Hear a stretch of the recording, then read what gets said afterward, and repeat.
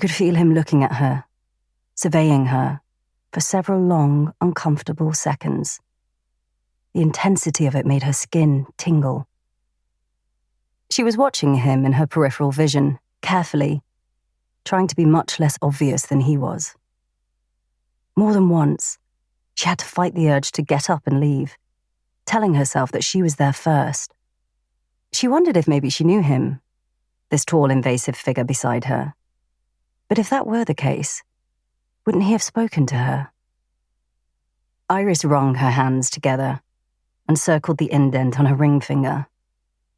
It was fading, she realized, and the thought of that smooth indentation no longer being there made her stomach roll.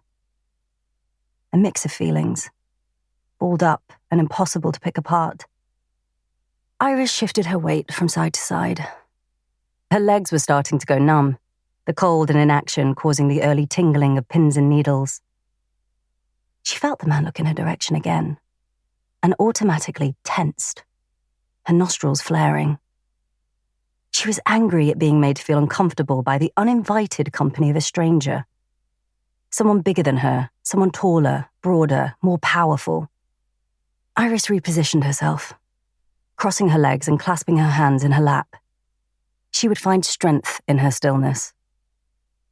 The light was seeping from the sky, the stars beginning to appear one by one, accompanying the glorious moon that was dominating the south. Iris watched as an aeroplane descended in the distance, flying towards the glow of East Midlands Airport. The low thrum of the engines prompted a wave of nostalgia. When she was a child, her dad had often taken a plane spotting. She could remember sitting on top of a hill overlooking the runway, clutching her little notepad where she'd tally the different types of aircraft. Boeing 747, Airbus A320, Cessna 172, Douglas DC-3. Iris would strike them off as they landed, the sound of the reverse thrust vibrating in her ears. Sometimes, with the bigger engines, she would feel as though her whole body was absorbing the noise, the sound waves penetrating her skin. Her dad would look over the top of his wire-rimmed glasses, glancing at her notepad and checking she'd identified each plane correctly. Then he'd poke out his bottom lip and nod approvingly. She was never wrong.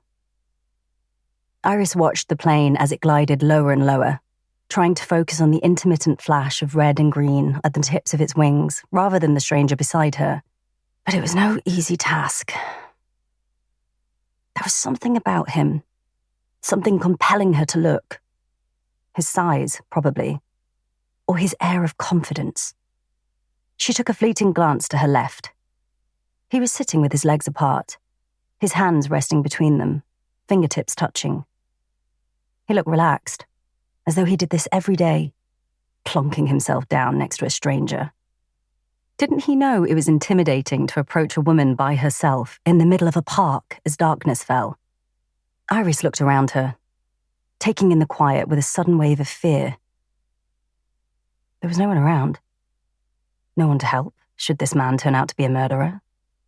Her mind sorted through the contents of her bag beside her, wondering what she might use as a weapon should she require one. Then, accepting that lip gloss and tampons just wouldn't cut it, her eyes fell to her shoes.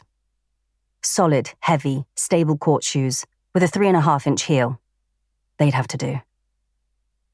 The man had at least had the decency to stop staring at her now.